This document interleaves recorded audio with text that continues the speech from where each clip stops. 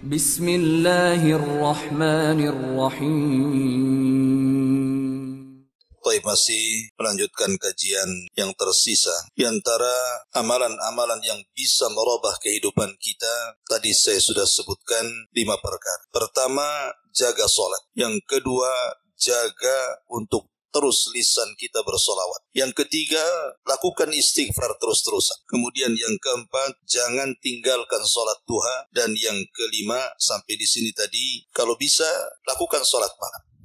Karena di sepertiga malam akhir itu Allah turun ke langit dunia dan menawarkan kekuasaan. Kemudian yang keenam, sering-seringlah mengucapkan kalimat la haula wala quwata illa billah. Tidak ada daya dan kekuatan kecuali hanya milik Allah Subhanahu wa ta'ala. Kalimat ini bukan kalimat biasa, ikhwan. Kalimat la haula wala quwata illa billah ini bukan kalimat biasa. Ini kalimat luar biasa. Jangan remehkan kalimat ini. Ketika Allah Subhanahu wa ta'ala menciptakan arsy. Arsy itu makhluk Allah yang sangat besar. Bayangkan kalau seandainya bumi dibandingkan dengan 7 lapis langit. Ibarat Anda datang ke padang pasir, kemudian meletakkan cincin di tengah padang pasir. Bumi itu cincin, padang pasir itu langit.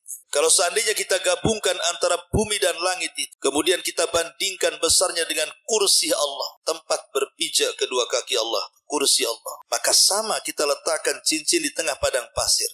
Cincin itu langit dan bumi, padang pasir itulah kursinya. Kalau kita gabung tuh kursi, langit, bumi dan alam semesta dibandingkan dengan besarnya arsy Allah Subhanahu wa ta'ala, itu sama dengan cincin dilempar ke padang pasir. Cincin itu ya semua makhluknya, padang pasir itulah arsy. Bagaimana yang menciptakannya? Allahu Akbar. Allah lebih besar dibandingkan makhluk-makhluk. Artinya bahwa seluruh alam semesta ini diliputi oleh arsy, karena itu makhluk yang paling besar kan.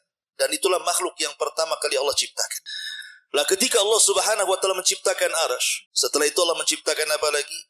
Allah ciptakan para malaikat pemikulnya yang disebut dengan hamalatul arsy. Dan Allah menyebutkan jumlahnya berapa?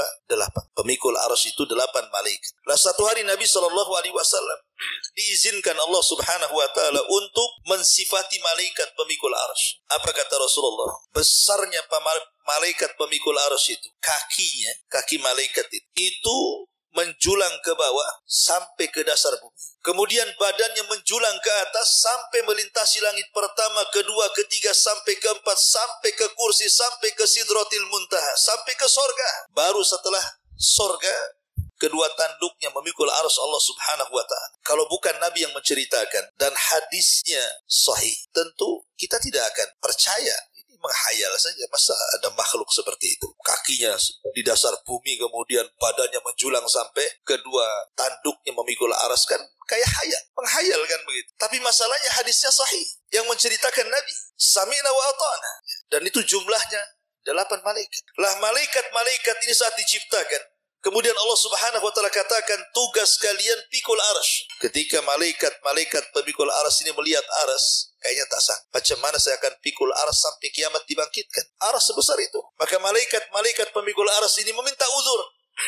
Mereka tidak sanggup memikul arsy. Arsy sebesar ini macam mana mau dipikul? Maka Allah Subhanahu wa ta'ala mengatakan, kalau begitu ucapkan kalimat la haula wala quwata illa billah. Akhirnya kemudian para malaikat pemikul arsy ini mengucapkan kalimat la haula wala quwata illa billah. Subhanallah. Setelah mereka mengucapkan kalimat ini, Allah berikan kekuatan dan mereka pun sanggup memikul arsy sampai hari ini, bahkan sampai kiamat dibangkitkan. Dari sini kata para ulama, lihat kalimat la haula wala quwata illa billah ini bisa menjadikan malaikat lemah menjadi kuat. Bahkan ada sebagian para ulama beristimbat, kalimat ini bisa menjadikan kita kuat. Jadi orang yang sakit, ya, mungkin dia sudah ke dokter, sudah ke sana kemari mencari perobatan, cobalah banyak-banyak mengucapkan kalimat la haula wala quwata illa billah. Siapa tahu. Dan jangan coba-coba, artinya yakin bahwa kalimat ini malaikat saja diberikan kekuatan. Berarti kita yang lemah, entah lemah apa saja, coba perbanyak kalimat la haula wala quwata illa.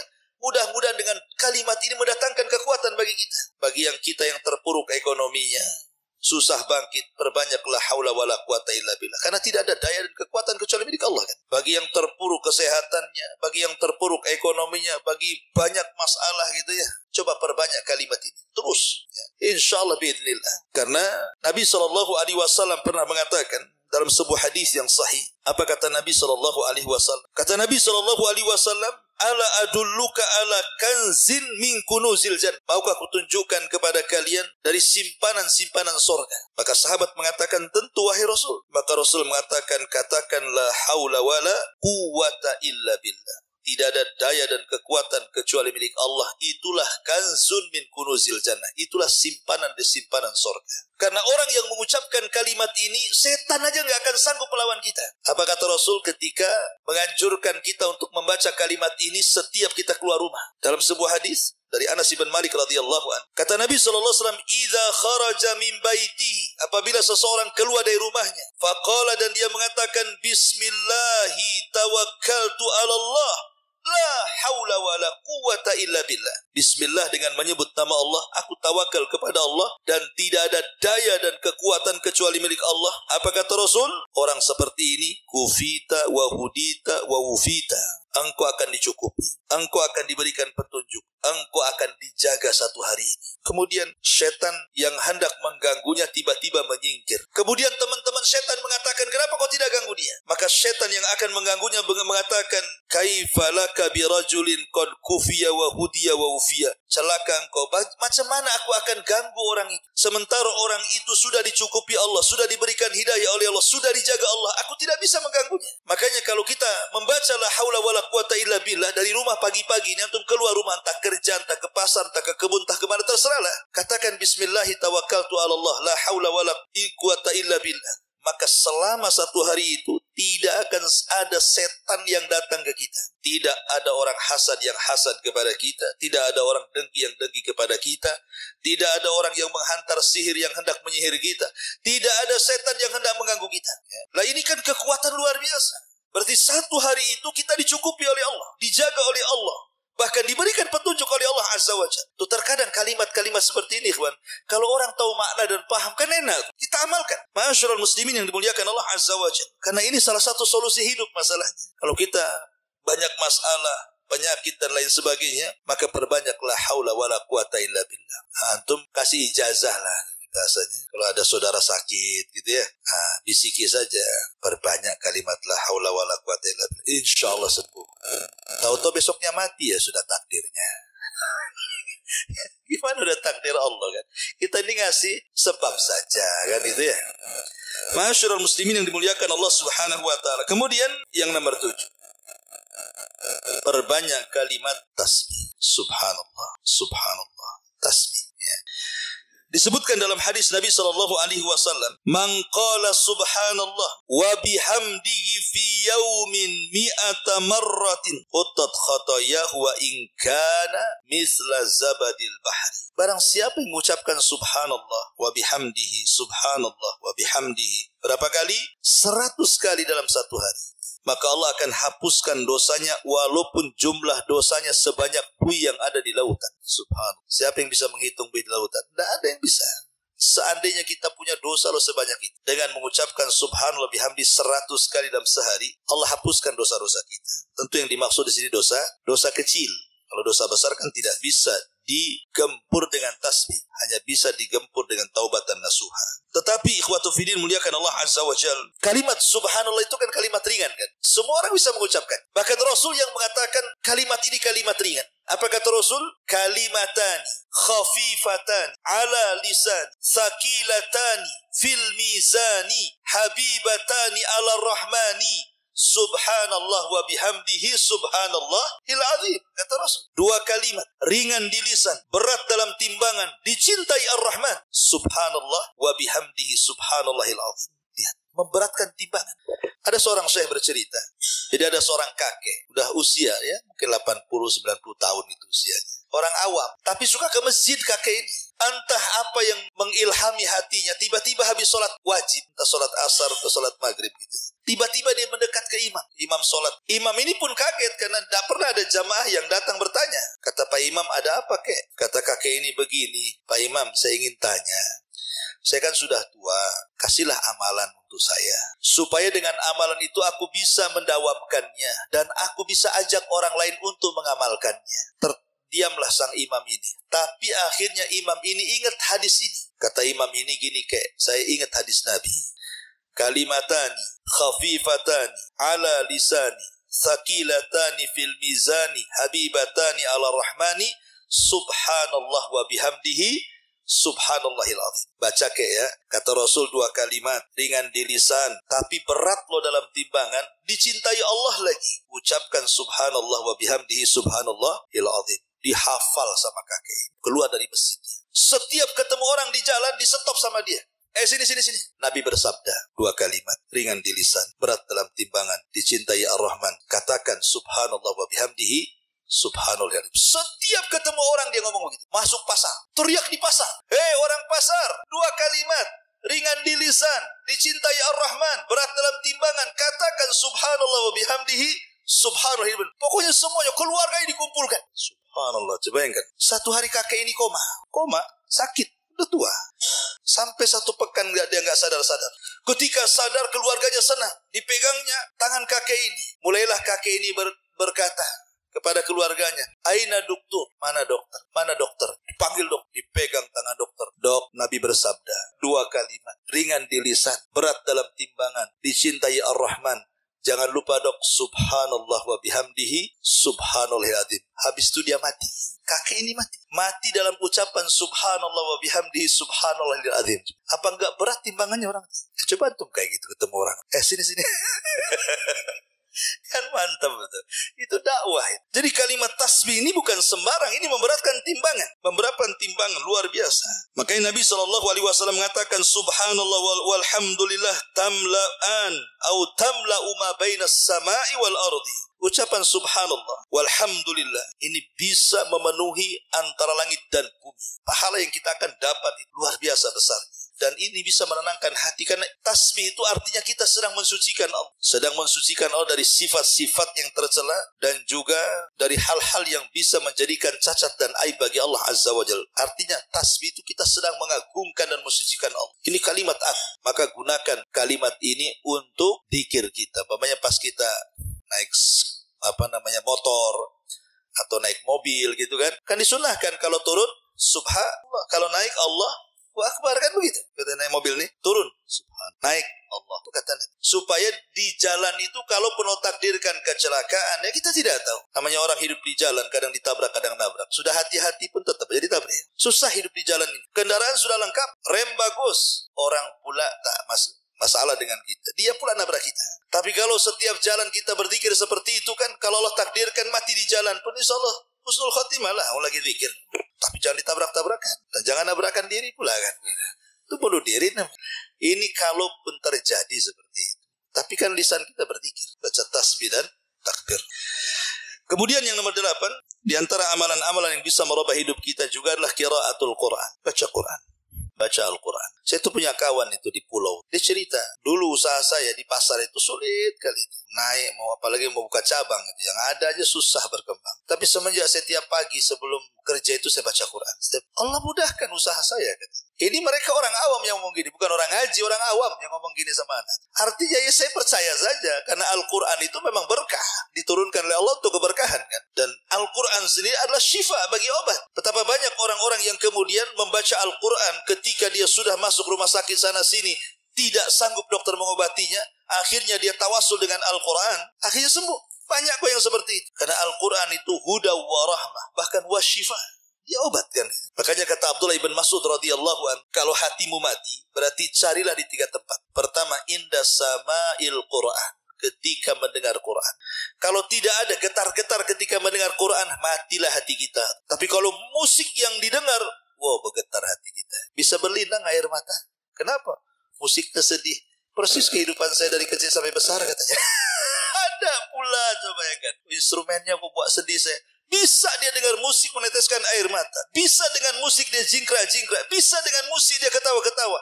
Tapi dengan Quran tak ada pengaruh. Berarti hatinya mati itu. Kalau dengar Quran kok biasa-biasa, mati hatinya. Ya summa qasat qulubuhum. Hatinya sudah keras. Makanya kata Abdul Mas'ud, ini ciri-ciri kalau mendengar Quran kok enggak ada pengaruh. Nah, berarti hatimu masalah. Yang kedua, indah majalis dzikri. Ketika di majelis dzikir kayak gini ngaji, ya, kalau dia mau, karena orang kalau biasa ngaji, dia akan tenang hidup di majelis taklim. Kalau saya ibaratkan itu kalau kan tangkap ikan, letakkan di akuarium. Tenang dia. Memang di situ tempatnya kan. Coba tangkap burung liar ada burung yang untuk tangkap, masukkan ke sarang. Apa? Karena memang bukan di situ tempatnya, yang mau terbang aja dia di sarang itu kan. Kecuali kalau udah lama. Seperti itulah antum yang biasa ngaji ya, tenang aja. Walaupun ngantuk-ngantuk kan gitu. Coba cari kawan yang nggak pernah ngaji, ajak ngaji. Apa pantatnya nggak panas itu? Goyang sana, goyang sini. Kapan selesainya? Kok bisa nyambung lagi? Ini kajian apa ini? Nggak, hatinya nggak ada di situ kan. Makanya kalau orang punya hati duduk di majelis taklim, tenang dia di situ. Cari hati Anda di situ. Orang kalau terbiasa majelis taklim, insya Allah gitu. Karena memang hatinya di situ. Ataupun indal khalawat, ketika kesendirian kita dengan Allah. Ketika malam kita bangun gitu kan. Kita bisa tahajud, kita bisa baca Quran di sepertiga malam. Berarti kita ada hati. Tapi kalau bangun kencing tidur lagi, dan itu setiap hari seperti itu, tidak bisa kita bangun malam untuk hanya sekedar berzikir saja. Berarti hatinya mati. Kata Abdullah bin Mas'ud, kalau di 3 tempat ini tidak berpengaruh, mati hati kalian. Harus diperbaiki. Masyaallah muslimin yang dimuliakan Allah Azza wa Jalla. Jadi baca Quran ini luar biasa. Karena jangankan kita ya, Quran ini kalau dibacakan ke gunung-gunung, bahkan ke langit dan ke bumi itu, mereka bisa bergetar. Allah mengatakan apa? Inna aradnal amanata 'alas samawati wal ardi wal jibal fa'abaina an yahmilnaha wa ashfaqna minha wa hamalaha al-insan. Kami sodorkan amanah Quran ini kepada langit, bumi dan gunung, semua menolaknya karena tahu beratnya, tapi manusia memegangnya. Artinya ada pengaruh Quran ini kepada langit, bumi dan alam semesta. Bayangkan bangsa jin. Ketika Nabi SAW pulang dari Taif, kan Rasul semenjak meninggal Abu Talib, meninggal Khadijah, itu tidak ada backing dakwah. Karena kenapa orang-orang Quraisy tidak berani menyentuh Nabi? Karena ada 2 orang ini. Pertama Abu Talib karena pemimpin Arab, yang kedua Khadijah karena wanita mulia, masih menghargai. Tapi ketika dua-duanya meninggal dalam tahun yang sama, yang disebut dengan Amul Hazni, tahun kesedihan, Rasul sudah nggak bisa berdakwah di Mekah, diancam mau dibunuh, dan diancam oleh 18 kabilah. Macam-macam, kami terpaksa Rasul harus hijrah, mencari areal baru untuk berdakwah. Dia kepikir ke Taif, berangkat dia ke Taif. Sampai di Taif, bukannya diterima penduduk Taif, lebih parah dibandingkan Mekah. Baru datang aja dilempari. Sampai Rasul harus lari 1 mil, dilempari batu. Akhirnya dia sembunyi dengan budaknya. Siapa budaknya? Zaid ibn Harithah. Di kebun Mughirah, kebun kurma perbatasan Taif dan Mekah. Mau masuk Mekah tidak bisa, kembali ke Taif dilempari. Akhirnya di kebun kurma itu Nabi SAW sholat subuh. Lah ketika sholat fajar itulah tiba-tiba ada 7 atau 8 jin dari Nasibin, jin-jin dari Yaman, nyasar ke situ, ke kebun kurma Mughirah itu. Ketika Nabi SAW sedang sholat membaca Quran, jin-jin ini mendengarnya. Subhanallah, sekali dengar, jin-jin ini beriman kepada Allah Azza wa Jalla. Dari sini turun ayat surah jin, Qul uhiya ilayya annahu istama'u nafarun minal jinni faqalu inna sami'na qur'anan ajaba. Qul uhiya ilayya annahu istama' nafarun minal jin. Telah diwahyukan kepadaku bahwa ada sekelompok jin yang mendengarkan Al-Quran. Setelah mendengarkan Al-Quran, qalu sami'na qur'anan ajaba. Kami mendengar Quran ini sangat takjub. Aman Nabi kami beriman. Subhanallah. Jin sekali mendengar Quran langsung beriman. Kadang jin lebih baik daripada manusia kan. Coba antum datang ke orang kafir, bacakan Quran, beriman gak? Yang ada di marah-marah, baca-baca Quran di sini. Bahkan Quran bisa mengusir jin kan? Kalau orang ruqyah tuh, bacakan Quran, hilang. Tapi saya pikir baca Quran itu, tadinya saya pikir jin aja yang lari. Orang pun bisa lari kalau bacakan Quran. Coba tuh ke pasar, banyak orang kumpul-kumpul preman, tuh baca Quran di situ. Apa gak bubar tuh? Oh, rupanya bisa ngusir orang juga Quran. Masyaallah muslimin yang dimuliakan Allah Azza wa Jalla. Intinya bahwa jangan tinggalkan Quran. Quran itu obat segala sesuatu. Kemudian yang nomor 9, jangan lupakan membaca ayat kursi. Ayat kursi ini jangan dianggap remeh. Ini ayat yang paling mulia dalam Al-Quran. 30 juz, bayangkan Quran itu. Kalau cerita surat, tidak ada surat yang paling mulia melebihi surah Al-Fatihah. Tapi kalau cerita ayat, tidak ada ayat yang paling mulia dalam Al-Quran melebihi ayat kursi. Melebihi ayat kursi. Ajaib luar biasa kalau kita membedah tafsirnya itu. Ayat kursi ini semua bicara tauhid. Dari awal sampai akhir. Keagungan, tauhid, kemuliaan, dan begitu seterusnya. Bahkan nama dan sifat bagi Allah diulang-ulang dalam ayat ini. Lah ayat ini, satu hari Abu Hurairah radhiyallahu anhu ditugasi Rasul untuk menjaga pembendaraan zakat di bulan Ramadan. Jadi Abu Hurairah suruh jaga tuh malam-malam kan ngumpul zakat.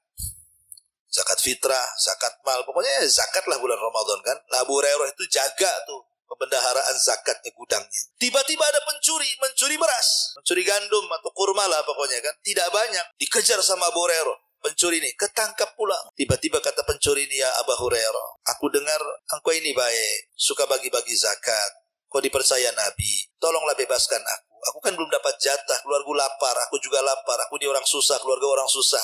Biarkan aku ngambil ini. Akhirnya Abu Hurairah kasihan, dilepas. Besoknya lagi, nyuri lagi, dia lagi yang ketangkap. Kemarin kau sudah ngambil, kenapa ngambil lagi? Iya, kurang, ini begini-begini. Sampai 3 kali. Kata Abu Hurairah, ini ketiga kali tidak mungkinlah pencuri dilepas. Ayo kita menghadap Nabi. Kata pencuri ini gini saja Abu Hurairah. Bagaimana kalau ku ajarkan beberapa kalimat? Setelah ku ajarkan beberapa kalimat, lepas diriku. Kata Abu Hurairah, apa kalimat itu? Maka kata orang ini, ya Abu Hurairah, idza awaita ila firashika faqra ayat al-kursi. Kalau engkau hendak beranjak ke pembaringan tidur, jangan lupa baca ayat kursi. Kemudian kata orang ini, dia mengatakan, fa innahu lan yazalu ma'aka minallah hafizun wa la yaqrabuka syaitanun hatta tusbiha.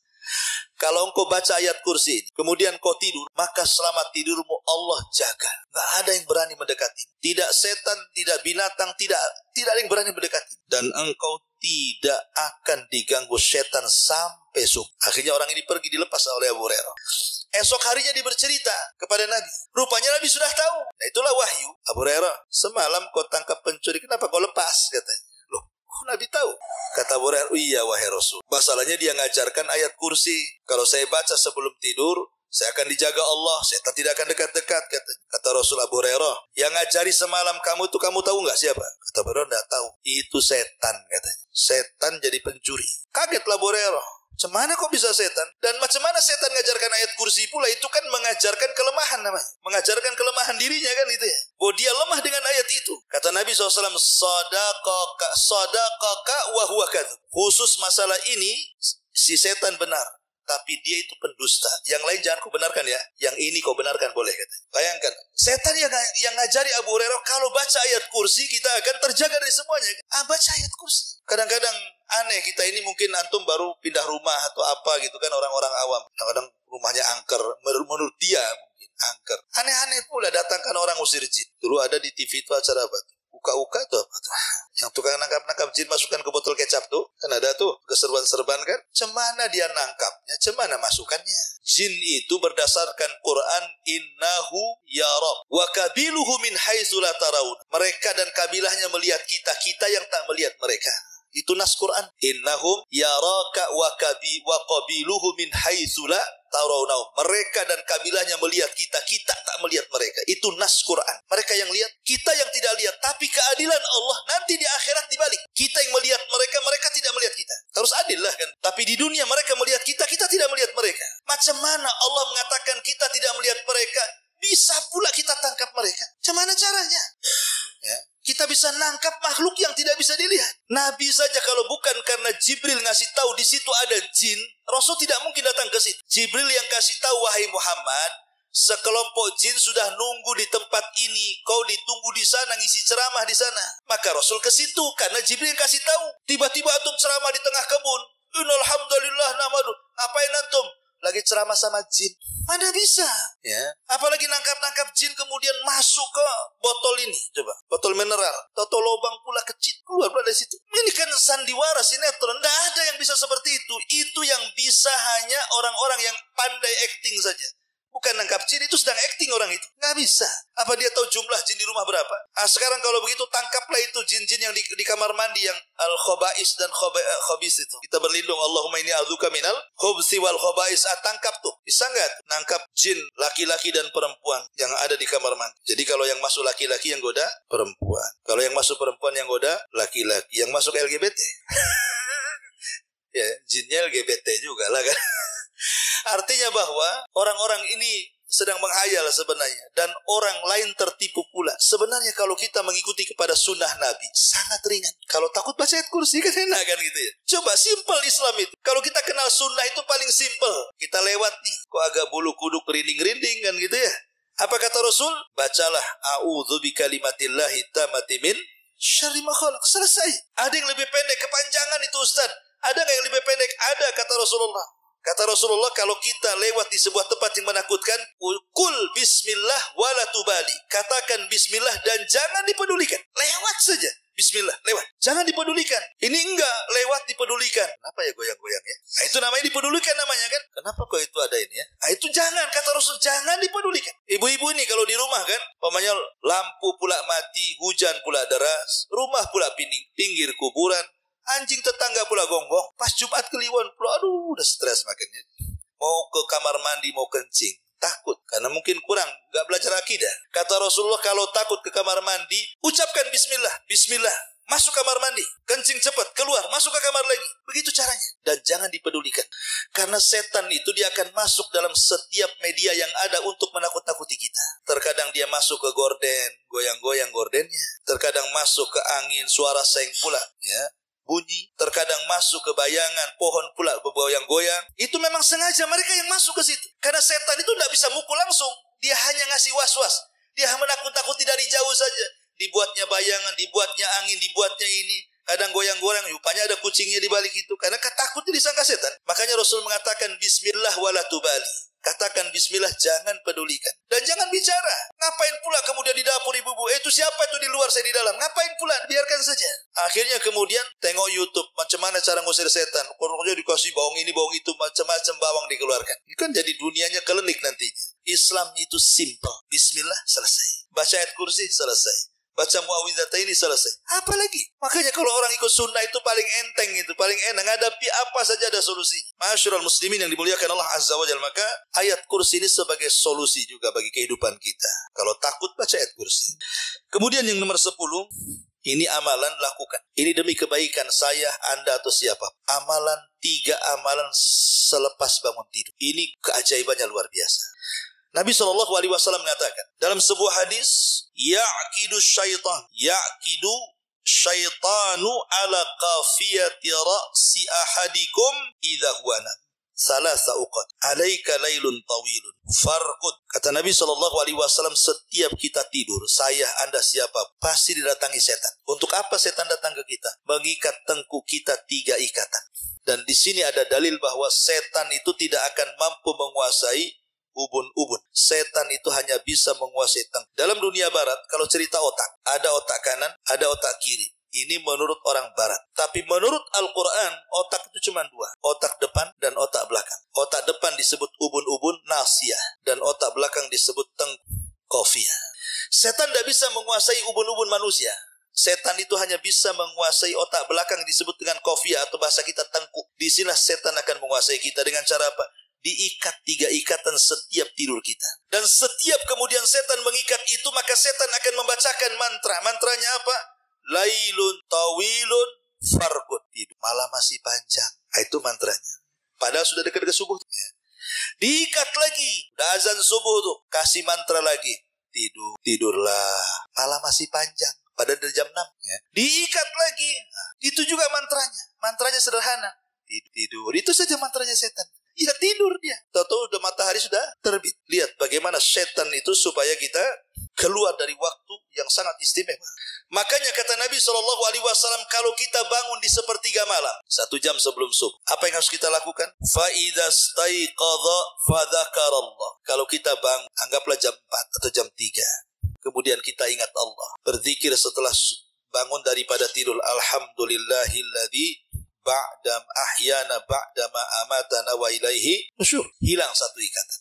Kemudian kita beranjak dari tempat tidur, langsung ambil wudu, hilang 2 ikatan. Kemudian setelah kita berwudu langsung sholat, entah sholat tahajud atau sholat subuh, hilang 3 ikatan. Apa yang terjadi? Kata Nabi SAW, kalau ini terjadi, fa asbaha nasyitan tayyiban nafs wa illa asbaha khabisan nafsi kaslan. Kalau antum melakukan seperti itu, bangun jam 4, berzikir, berwudu, sholat, maka setelah subuh, jiwa kita akan dibersihkan Allah. Sehingga kita tidak akan mengalami masalah-masalah yang kelam 1 hari itu. Dan kita akan semangat hidup dan tahu apa yang ditatap ke depan. Tapi kalau tidak dilakukan, bablas subuhnya, gak sholat sama sekali, maka jiwanya akan diburukkan dan akan didatangkan berbagai macam masalah yang ia tidak tahu dari mana masalah itu datang. Tahu-tahu ada masalah aja banyak. Kan masalah jadinya. Makanya ikhwan, kalau orang itu sholat malam ya, bangun tengah malam sholat malam, walaupun umpamanya 3 jam dia sholat malam, tetapi kemudian ngantuk-ngantuk habis subuh itu, hidupnya semangat. Tidak loyo kan? Tapi ada orang orang yang anggaplah tidur jam 1, bangun jam 9 gitu kan. Itu rasanya badan tuh sakit-sakit itu. Masih lemas, masih ngantuan, padahal sudah lama dia tidur kan. Lah disitulah letaknya kenapa Nabi SAW mengajarkan kepada kita kalau hidup kita ingin terarah, lakukan 3 perkara. Berzikir setelah bangun dari tidur, berwudu, sholat. Saya nggak bisa bayangkan coba, orang yang nggak pernah sholat subuh, sementara setiap malam setan ikat 3 ikatan. Itu kalau 10 hari tak sholat subuh, 3 ikatan kali 10 udah berapa? Apa nggak ruwet itu di tengkuknya ikatan setan? Cemahna dia berpikirnya. Nah ini kalau ingin menatap hidup, lakukan itu. Ma'asyiral muslimin yang dimuliakan Allah Subhanahu wa taala, ya, waktu 8:30. Ini banyak sebenarnya ya. Tapi tidak apa-apalah.